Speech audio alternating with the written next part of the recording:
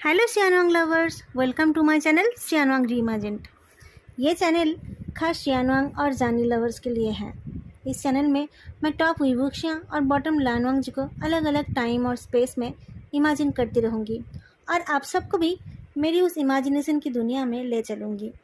तो क्या आप लोग मेरे साथ इस सफ़र के लिए रेडी हैं? आज मैं सुनाऊँगी the replacement love that hearts का एपिलॉग। अगर आप लोगों को मेरी एफएफ और मेरा एक्सप्रेशन अच्छे लगते हैं तो प्लीज़ चैनल को सब्सक्राइब कर लेना। लानवांग जी अपनी शादी से भाग रहा है और रुक्षिया की लाइफ से भी। वुंजू विलेज से निकलने के बाद लानवांग जी सबसे पहले युनमेंग में वुक्षिया के कॉन्डो में पहुंचा। पिछले 3-4 साल से यही उसका घर है। इस छोटे से कॉन्डो के हर कोने में वुक्षिया के साथ उसकी हजारों यादें हैं। पर वो सब सच नहीं है। वांग जी को वो सब भूलकर अपनी ज़िंदगी में आगे बढ़ जाना चाहिए। 5-6 साल पहले उसकी उम्र कम थी, इसलिए उसने वुक्षिया को मियाँ मियाँ से छीनने का सोचा था। पर जो चीज़ उसका है ही नहीं, उसे ज़बरदस्ती अपने पास रखने से वो अपना नहीं बन जाता है। ये बात समझने जैसी मैच्योरिटी अब उसमें आ गई है और इसी वजह से वो हमेशा के लिए वुक्षिया की ज़िंदगी से दूर जा रहा है। वुक्षिया उससे शादी करना चाहता था, इसमें कोई शक नहीं है। पर शुआंगजिन टेम्पल की देवी गॉडेस लियानिन को ज़रूर पता है कि उन दोनों की शादी में मैरिटल हार्मोनी नहीं आएगी। उनका इशारा समझकर ही वांग जी चला गया। वो अपना सारा सामान तो अपने साथ नहीं ले सकता। उसने अपने कपड़ों को पैक किया और 1-2 आधी पड़ी हुई किताबों को, साथ में कुछ और बहुत ज़रूरी सामान भी उसने पैक कर लिया और फिर वो निकल पड़ा। कहीं ना कहीं उसे तो कोई जॉब मिल ही जाएगी। लानवांग जी बहुत दूर चला गया। उसने अपना फ़ोन नंबर चेंज कर लिया। वुक्षिया के साथ उसकी फिर कभी मुलाकात नहीं हुई। देखते देखते वांग जी को अपनी शादी से भागे हुए 5 साल हो गए, यानी कि स्टोरी का एपिलॉग 5 साल बाद के टाइम की है। 5 साल बाद आज एक और शादी है, पर यह शादी वांग जी या फिर वुक्षिया की नहीं है। लानवांग जी आज वेनचिंग की शादी अटेंड करने आया है। वेनचिंग उसकी कॉलीग है। जिस स्कूल में वांग जी इंग्लिश पढ़ाता है, वेनचिंग वहीं पर बायोलॉजी पढ़ाती है। आज वो अपने चाइल्डहुड स्वीटहार्ट जियानचिंग के साथ शादी कर रही है। वांग जी को ऐसे तो भीड़ भाड़ पसंद नहीं है और उसे शादियों में जाना तो बिल्कुल भी पसंद नहीं है। वो किसी की शादी में जाता भी नहीं है। किसी वेडिंग रिसेप्शन के पास से जाते हुए या फिर किसी की शादी हो रही पता चलने पर उसे अपनी शादी का दिन याद आ जाता है। उसकी शादी तो हो नहीं पाई थी। जिससे वो शादी करना चाहता था, वो उसे शादी के मंडप पर छोड़कर अपनी एक्स गर्लफ्रेंड से मिलने चला गया था। 5 साल हो गए हैं, पर लानवांग जी अभी भी उस दिन को भूल नहीं पाया है। वो विवुक्षिया को भी भूल नहीं पाया है। विवुक्षिया उसका पहला प्यार था और वही उसका आखिरी प्यार बनकर रह गया है। पता नहीं वुक्षिया को वो याद आता भी है या नहीं। अभी तो शायद वो अपने पहले प्यार के साथ खुशी खुशी जी रहा है। लानवांग जी शुरू से ही उनकी लव स्टोरी में थर्ड पर्सन था। किसी रिश्ते में जो थर्ड पर्सन होता है उसके साथ तो ऐसा ही होना चाहिए।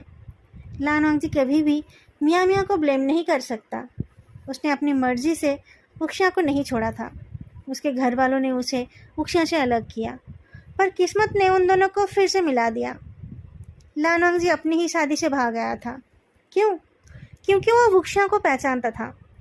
वुक्षिया को अपने वादे बहुत प्यारे हैं। वो कभी भी उन वादों को तोड़ना नहीं चाहता है। अगर वो अपना वादा पूरा करने के लिए वांग जी से शादी कर लेता और उधर मियाँ मियाँ अपने हस्बैंड को खोकर अकेली हो जाती, तो वुक्षिया क्या करता? घर में वांग जी को रखकर अगर वो मियाँ मियाँ के साथ प्यार के रिश्ते में जुड़ जाता, तो वांग जी को जितनी तकलीफ होती, उससे तो ये अकेलापन ही अच्छा है और इससे वो अकेला दुखी है। अगर वो वुक्षिया से शादी कर लेता तो शायद वो तीनों ही दुखी रहते और शायद एक ना एक दिन वो और वुक्षिया अलग भी हो जाते। दूल्हा अभी तक क्यों नहीं आया? एक ग्रूम्समैन ने पूछा। लानवांग जी भी दूसरे ग्रूम्समैन के साथ मैचिंग ड्रेस पहनकर बैठा है, जिनमें जियानचिंग के कॉलीग्स और दोस्तों के साथ साथ वेनचिंग के कॉलीग्स भी है। कुछ ब्राइडमेड्स भी उनके साथ बैठी है। ऐसे तो दूल्हा दुल्हन बचपन के दोस्त हैं, उनके ज़्यादातर फ्रेंड्स कॉमन हैं, इसलिए ज़्यादातर ब्राइडमेड्स और ग्रूम्समैन एक दूसरे को पहले से जानते हैं। सब में पहले से ही दोस्ती है। लानवांग जी को भी उनके साथ इंट्रोड्यूस करा दिया गया और वो अभी उनके साथ बैठकर उनकी बातें सुन रहा है। हाँ, अभी तक तो उसे आ जाना चाहिए था, किसी और ने कहा। उसके साथ और कौन है? एक ब्राइड्समैन ने पूछा। उसके साथ निये हुए संग है और विवुक्षा भी, एक ग्रूम्समैन ने कहा। निये हुए संग? तब तो हो गया, एक ब्राइड्समेड ने कहा। क्यों, क्या बात है? कुछ लोग पूछने लगे। उनको लगा कि कुछ मज़ेदार कहानी सुनने को मिलेगी। वो लोग सवाल पूछने लगे और अजीब अजीब मजाक करने लगे। सिर्फ लानवांग जी कुछ देर के लिए कहीं और पहुंच गया। दूल्हे के साथ विवुक्षा नाम का कोई दोस्त है, कहीं ये वही विवुक्षा तो नहीं? लानवांग जी के मन में एक बार और भाग जाने का विचार आया, पर फिर उसने सोचा कि ज़रूरी नहीं कि ये वही विवुक्षा हो, सेम नाम के और भी तो लोग हो सकते हैं। सब लोग हंस हंस कर निये हुए संग के बारे में बोल रहे थे। वो कितना आलसी है और रिलेशनशिप के मामले में कितना इनसिंसियर है, यही सब। बातों के बीच किसी ने कहा, अरे ये तो कुछ भी नहीं, विवुक्षा तो और भी कमाल का है। उसका तो अपनी ही शादी में लेट पहुंचने का रिकॉर्ड है। कितना लेट पहुंचा था वो? एक ब्राइड्समेड ने पूछा। मेरा दूल्हा टाइम पर नहीं आता तो मैं तो उससे फिर कभी बात नहीं करती। मैं उससे शादी करने से भी इनकार कर देती, मनाने से भी नहीं मानती। उसके साथ भी वैसा ही हुआ और उसे तो मनाने का भी मौका नहीं मिला, एक ब्राइड्समेड ने जवाब दिया। क्यों, उसकी दुल्हन ने फिर उससे बात नहीं की? पहली वाली ब्राइड्समेड ने पूछा। दुल्हन नहीं, दूल्हा था वो। उक्षा के पहुंचने से पहले वो जा चुका था। उक्षा फिर कभी उससे मिल नहीं पाया, एक ग्रूम्समैन ने कहा। कब की बात है ये? क्या उसने उसके बाद किसी और से शादी कर ली है? लानवांग जी के एक कॉलीग ने पूछा। क्यों, तुम्हें उसके साथ शादी करनी है? तुम्हारे अपने बॉयफ्रेंड के साथ ब्रेकअप हो गया है? किसी ने पूछा। उससे कोई फ़ायदा नहीं है, किसी ने कहा। उस इंसिडेंस को 5 साल हो गए हैं, पर वो अभी तक मूव ऑन नहीं कर पाया है। अगर उसे अपने फियांसे से इतना प्यार था तो वो शादी के लिए टाइम पर क्यों नहीं पहुंचा? किसी ने पूछा। वो अपने किसी पुराने दोस्त को पिक करने गया था। वो लोग शादी के वेन्यू के लिए ही जा रहे थे, पर रास्ते में उनका एक्सीडेंट हो गया, जियानचेंग के एक कॉलीग ने कहा। तो ये वही है, उसका उक्षिया नहीं, उसका एक्स। उस एक्सीडेंट में शायद मियाँ के हस्बैंड की डेथ हो गई थी। पता नहीं मियाँ को कितनी चोट लगी थी। और उक्षिया, क्या उसको भी चोट लगी थी? क्या वो लोग एक ही कार में थे? नहीं, उक्षिया को कुछ नहीं हुआ था। उसने उसे मैसेज किया था और बाद में कॉल भी किया था। उक्षिया सेफ था, उसे कुछ नहीं हुआ था। पर अभी तक उसने मियाँ से शादी क्यों नहीं की? क्या उसके हस्बैंड की डेथ की खबर सही नहीं थी? क्या वांग जी को समझने में गलती हो गई थी? जो भी हो, वांग जी उससे दोबारा मिलना नहीं चाहता है। उसे अभी मूव ऑन नहीं कर पाया है, या फिर उसके मन में कुछ और है, ये कौन जानता है। कुछ भी हो जाए, वांग जी फिर से उसके साथ इन्वॉल्व होना नहीं चाहता है। तो उसने अपने फियांसे को कॉल करके बताया क्यों नहीं? वो अच्छे से बोलता तो उसका फियांसे समझ जाता ना, एक ब्राइड्समेड ने कहा। उसने उसे वेट करने के लिए कहा था, पर उसने वेट नहीं किया, किसी ने जवाब दिया। तो उक्षिया ने उसे ढूंढने की कोशिश नहीं की, उसे मनाने की कोशिश नहीं की, किसी ने पूछा।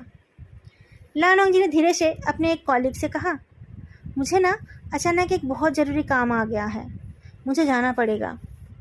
अभी इतना क्या ज़रूरी काम आ गया? उसके कॉलीग ने पूछा।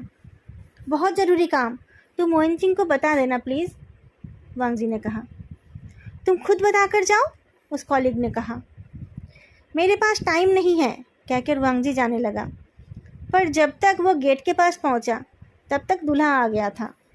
दूल्हे से वांग जी 1-2 बार मिला है, जब वो उनके स्कूल से वेनचिंग को पिक करने आया और जब वो स्पेशली वांग जी को इनवाइट करने आया था। उसके पास ग्रूम्समैन के ड्रेस में जो था, उसे वांग जी ने इससे पहले कभी नहीं देखा था। उन दोनों को देखकर वांग जी रुक गया। उनके सामने से निकलना मुश्किल है और शायद उक्षा भी उनके साथ ही होगा। जैसा उसने सोचा था, एक और ग्रूम्समैन पीछे से आकर ग्रूम के दूसरे साइड खड़ा हो गया। वही उक्षा, the love of Wangji life. Wangji एक झटके में पीछे मुड़ गया। यहाँ से जाना मतलब उक्षा का सामना करना। वो वापस अंदर चला गया। उसे दूसरा एग्ज़िट ढूंढना पड़ेगा। उसे दूसरा कोई एग्ज़िट तो नहीं मिला। पर जब ग्रूम और उसके साथी अंदर चले गए तब वो फ्रंट वे से ही निकल गया। वो वेंचिंग से बाद में माफ़ी मांग लेगा, पर उससे पहले उसे किसी और शहर में जॉब ढूंढना शुरू करना पड़ेगा। विवुक्षा इस शहर में है, यहाँ वो नहीं रह सकता। जितनी जल्दी हो सके वो यहाँ से चला जाएगा।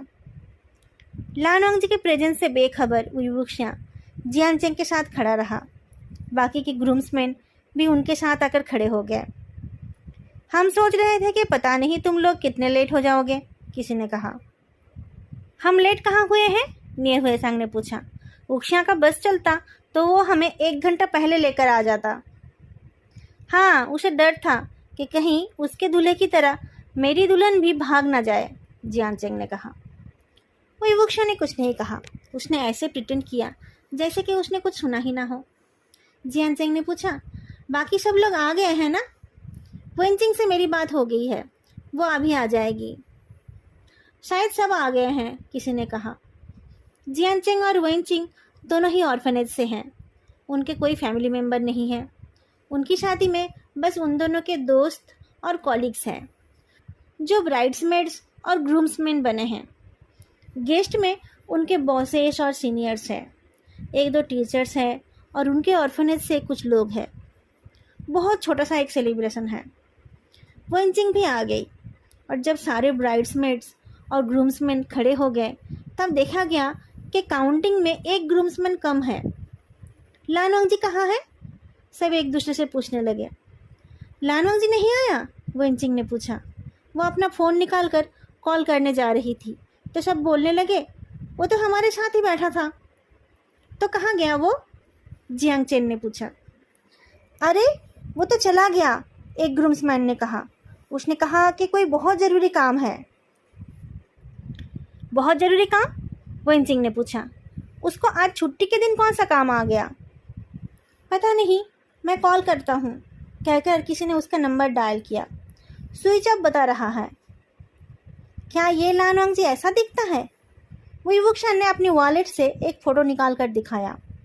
वेंचिंग ने फ़ोटो ले लिया। ये फ़ोटो तो बहुत पहले की लग रही है, पर यही है। वुक्षा, तुम जानते हो उसे? उसे कॉल करके कोई फ़ायदा नहीं होगा, विवुक्षा ने शांत आवाज़ में कहा। वो वापस नहीं आएगा। क्या ये वही है? जियांचेंग ने पूछा। हाँ, वही है। वो भागने में एक्सपर्ट है, विवुक्षा ने कहा। तो क्या लानोंग जी ही विवुक्षा का भागा हुआ फियांसे है? सबको समझ आ गया। हम उस टाइम वुक्षा के बारे में बात कर रहे थे ना? वुक्षा के बारे में सुनकर वो भाग गया होगा। वुक्षा, तुम उसके घर जाओ, बात करो उससे, वेंचिंग ने कहा। क्या बात करूँगा? वो मुझे माफ़ नहीं करेगा, विवुक्षा ने कहा। तुम कोशिश तो करो, किसी ने कहा। ये 4th टाइम है जब वो मुझसे भागा है। शायद उसे मुझसे प्यार ही नहीं है, वुक्षा ने कहा। पर तुम्हें तो है ना, सब ने कहा। वुक्षा को वांग जी से प्यार है, बहुत प्यार है, पर वांग जी कभी भी उस पर ट्रस्ट नहीं कर पाता है क्योंकि उनके रिश्ते की शुरुआत ही बहुत अजीब थी। वेंचिंग ने माइक्रोफोन उठा लिया और सारे गेस्ट्स को थोड़ी देर वेट करने के लिए कहा। एक्चुअली उन लोगों की वेडिंग वाव लेने का टाइम अभी नहीं हुआ है, अभी तो बस वेडिंग फोटोग्राफी ही होनी है। उसने फोटोग्राफर को गेस्ट्स की फ़ोटो खींचने के लिए कहा। जियांचेंग ने कैब्स बुला लिया और दूल्हा दुल्हन के साथ 12 ब्राइड्समेड और 11 ग्रूम्समैन लानोंग जी के घर के लिए निकल गए। लानोंग जी अपने घर में जाकर रो रहा था और समझने की कोशिश कर रहा था कि वो क्या करेगा। पिछली बार भागना उसके लिए आसान था क्योंकि उस वक्त वो वुक्षा के घर में रहता था, पर इस बार जहाँ वो रहता है वो उसने खुद रेंट पर लिया है। इस बार घर का सारा सामान भी उसी का है। ऐसे रातों रात घर शिफ्ट करना उसके लिए बहुत मुश्किल है। सोफे पर पड़े रोते रोते उसे एक आइडिया आया। फ़िलहाल वो किसी होटल में जाकर रह सकता है, वहीं से वो दूसरे शहर में जॉब के लिए अप्लाई करेगा। इस वाले स्कूल में वो एक लीव एप्लीकेशन भेज देगा। जल्दी से अपना ज़रूरत का सामान पैक करके वो अपने कॉन्डो से निकल आया। डोर को लॉक करके वो बाहर निकला ही था कि एक के बाद एक कैब आकर उसके घर के सामने रुकने लगे। वांग जी हैरान होकर रुक गया। यहाँ हो क्या रहा है? अगले ही पल वो और ज़्यादा शॉक्ड हो गया। सबसे शुरू में जो गाड़ी थी उसके डोर खोलकर जियांचेंग और वेंचिंग निकल आए अपने वेडिंग आउटफिट में। बाकी के कैब से मैचिंग आउटफिट में ब्राइड्समेड्स और ग्रूम्समेन निकल कर आने लगे। तुम लोग यहाँ क्या कर रहे हो?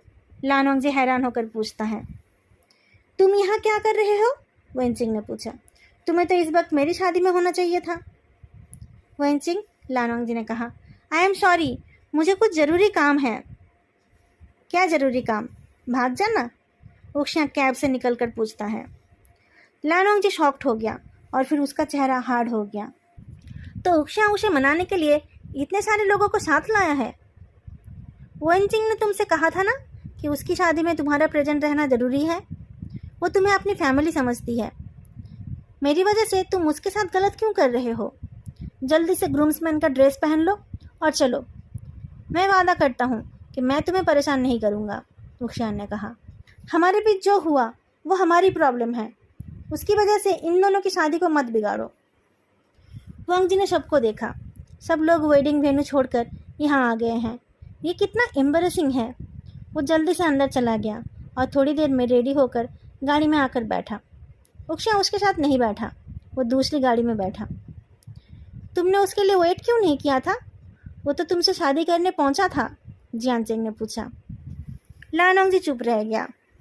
वेंचिंग ने कहा, कोई बात नहीं, वो तुमसे नाराज़ नहीं है और वो तुम्हें फिर से उसके साथ होने के लिए फोर्स नहीं करेगा। उसने मुझे ढूंढा था? वांग जी ने पूछा। उसने कहा था कि उसने तुम्हें नहीं ढूंढा, जियानचेंग ने कहा। वो ज़बरदस्ती तुमसे प्यार का डिमांड नहीं करना चाहता है। तुमने 3-4 साल तक उसे जो प्यार दिया था, उसने कभी उतना प्यार पाने की भी उम्मीद नहीं की थी। पर तुम्हारे साथ रहते रहते उसे लगने लगा था कि वो ज़िंदगी भर तुम्हारे साथ रह पाएगा। ये सब तो पुरानी बातें हैं, वेंचिंग ने कहा। और वांग जी, भाग जाना कभी कोई सलूशन नहीं हो सकता ना। तुम दोनों आमने सामने बैठकर बात कर लो और दोनों म्यूचुअली इस रिश्ते को एक क्लोजर दे दो। ऐसा नहीं करोगे तो तुम दोनों ही अपनी ज़िंदगी में आगे नहीं बढ़ पाओगे। लानवांग जी ने नॉड किया। उसे अपनी ज़िंदगी में आगे नहीं बढ़ना है। पर उक्शिया से भागने के साथ साथ वो तो अपने पेरेंट्स से भी भागा हुआ है। अब वो उनके पास वापस जाना चाहता है और शायद उक्शिया भी अपने वादे की वजह से आगे नहीं बढ़ पा रहा है। लानवांग जी आज उसे उस वादे से आज़ाद कर देगा। इसके बाद वेंचिंग और जियानचेंग की शादी अच्छे से हो गई। सारे इवेंट्स ख़त्म करके जब सब अपने अपने घर जाने लगे तब वांग जी ने उक्शिया से डिनर के लिए पूछा। उक्शिया ने ना नहीं कहा। एक रेस्टोरेंट में आमने सामने बैठकर वांग जी ने उक्शिया के चेहरे की तरफ देखा। उक्शिया पहले जैसा ही हैंडसम है, पर उसके फोरहेड पर एक लंबा सा स्कर है। ये कैसे हुआ? वांग जी ने पूछा। उस दिन एक्सीडेंट हुआ था ना, उक्शिया ने कैजुअली कहा। किस दिन? हमारी शादी के दिन, वांग जी ने पूछा। तुम्हें इतना बड़ा चोट लगा था? तुमने मुझे बताया क्यों नहीं? मैं तुम्हें परेशान नहीं करना चाहता था। मैं जल्दी जल्दी इसे स्टिच कराकर हाथ में प्लास्टर करवाकर शादी के लिए पहुंचना चाहता था, उक्शिया ने कहा। उस दिन के एक्सीडेंट में मियाँ मियाँ के हस्बैंड के सर पर चोट लगी थी। वो कोमा में चला गया था। मियाँ मियाँ को और उसके बच्चों को भी चोट लगी थी। फिर भी मैं पहले जाकर तुमसे शादी करना चाहता था। मियाँ मियाँ की फैमिली की मदद करने के लिए मैंने अपने दोस्तों को बुला लिया था। फिर भी मैं लेट हो गया, पर शायद वो ठीक ही हुआ था। गॉडेस लियानियन को समझ आ गया था कि मैंने तुम्हें शादी के लिए फोर्स किया था, इसलिए उन्होंने हमारी शादी होने नहीं दी। तुमने मुझे फोर्स नहीं किया था, वांग जी ने कहा। मैं खुद तुमसे शादी करना चाहता था। क्योंकि हम फिजिकली इंटीमेट थे, उक्शिया ने पूछा। क्योंकि मैंने तुम्हें छू दिया था? लानवांग जी, आई एम सॉरी, मुझे तुम्हारे साथ वैसा नहीं करना चाहिए था। तुम्हें ये बात अब समझ आ रही है? वांग जी ने पूछा। नहीं, उक्शिया ने कहा। मुझे शुरू से ही समझ आ रहा था, पर मैं अपनी गलती मानना नहीं चाहता था। मैंने मियाँ मियाँ को चीट किया, इसलिए मैंने तुम्हें खो दिया। तुमने मियाँ मियाँ से चीट किया था? वांग जी ने पूछा। उसकी शादी के बाद हमने डेट करना शुरू किया था। उससे पहले भी तो मैं तुमसे प्यार करता था ना। हम दोनों पहले से ही एक साथ रहने लगे थे ना। शायद तुम्हें थोड़ा बाद में मुझसे प्यार हुआ था और मैं उस वक्त अपने प्यार को मानना नहीं चाहता था, उक्शिया ने कहा। तुम्हें उस वक्त मुझसे प्यार हो गया था? वांग जी ने पूछा। अब छोड़ो उन बातों को, उक्शिया ने कहा।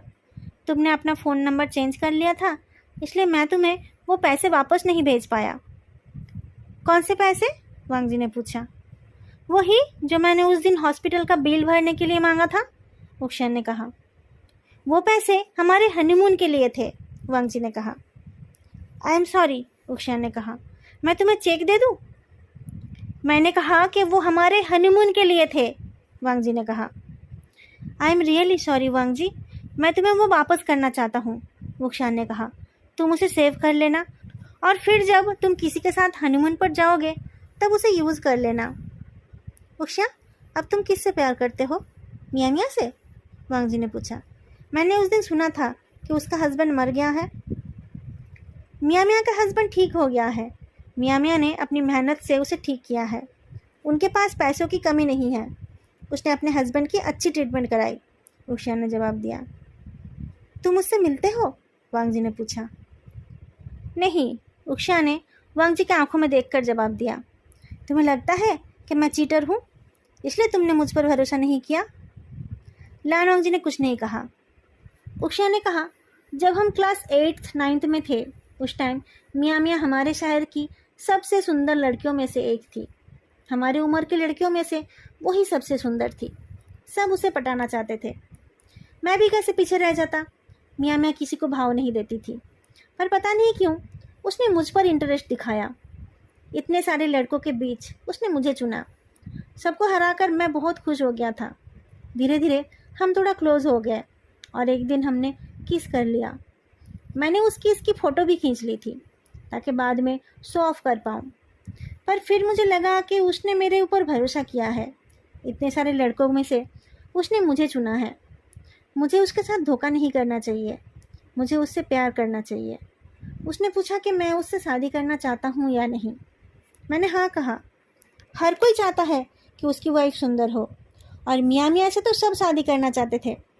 मैंने उससे शादी करने का वादा किया। मैंने अपने आप को बताया कि मैं मियाँ मियाँ से प्यार करता हूँ और मैं उसी से शादी करूँगा। जब मैं वुनमेंग पढ़ने गया तब भी वो बार बार पूछती रहती थी कि मुझे कोई लड़की पसंद तो नहीं आ गई। नहीं आई, मुझे कभी कोई लड़की पसंद नहीं आई।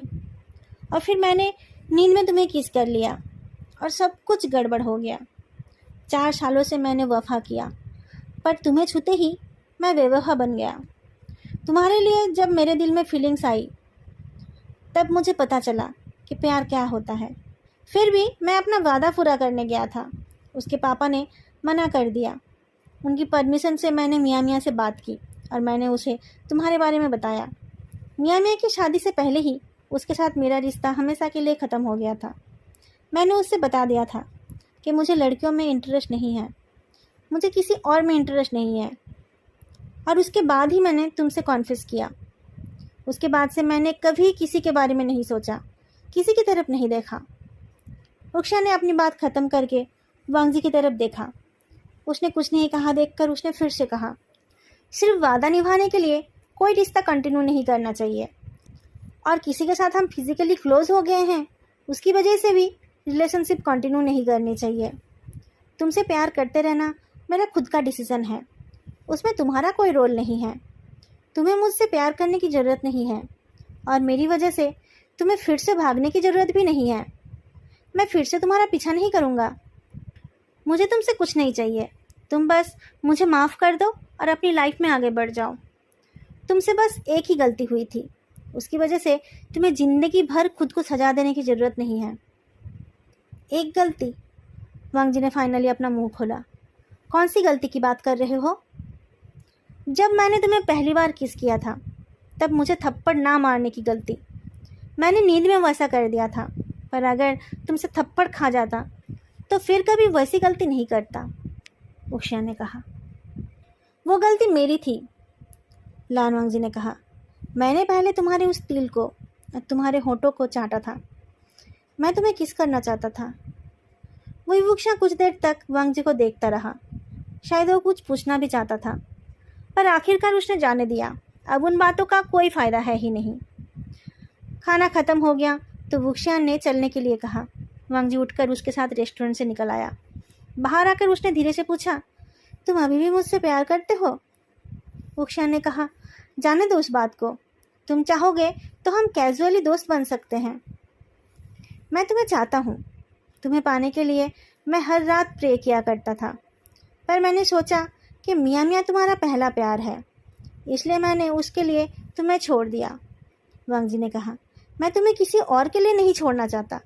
अगर तुम मियाँ मियाँ के पास वापस नहीं जा रहे हो तो मेरे पास वापस आ जाओ। मैं फिर कभी नहीं भागूंगा, प्रॉमिस। प्रॉमिस मत करो लाजा, विभूषण ने कहा। सिर्फ प्रॉमिस के लिए किसी रिश्ते को निभाना बहुत मुश्किल होता है। तो फिर कोई प्रॉमिस नहीं, कोई शादी नहीं, सिर्फ प्यार करते हैं। इस बार तुम मेरे साथ रहने आ जाओ, वांग जी ने कहा। उक्ष्या स्टैचू बनकर खड़ा रह गया। वांग जी एक कैब में बैठ गया। वो जाने लगा तो उक्ष्या ने चिल्लाकर कहा, अपना नंबर तो दे जाओ। तुम्हें मेरा घर पता है ना, मन हो तो कभी भी आ जाना, लानवांग जी ने कहा। उसकी कैब निकल गई और उक्ष्या उस जाते हुए कैब को देखता रहा। फिर उसके चेहरे पर एक मुस्कान आ गई। वो मुस्कुरा रहा है समझते ही उसे शर्म आई। पता नहीं आज कितने दिनों बाद वो ऐसे बेवकूफ़ की तरह मुस्कुरा रहा है। कोई प्रॉमिस नहीं, कोई शादी नहीं, सिर्फ प्यार करते हैं। तो ये थी the replacement, love that hearts, एक हैप्पी एंडिंग के साथ। आप लोगों को स्टोरी की ये एंडिंग कैसी लगी कमेंट करके ज़रूर बताना, और फैन फिक्शन अच्छी लगी तो वीडियो को लाइक और चैनल को सब्सक्राइब भी ज़रूर कर लेना। मेरी ये चैनल नई है, इसलिए मुझे आप लोगों की सपोर्ट की ज़रूरत है। नेक्स्ट वीक मैं फिर से एक और फैन फिक्शन लेकर हाजिर हो जाऊंगी। Until then, take care and keep imagining. Bye bye.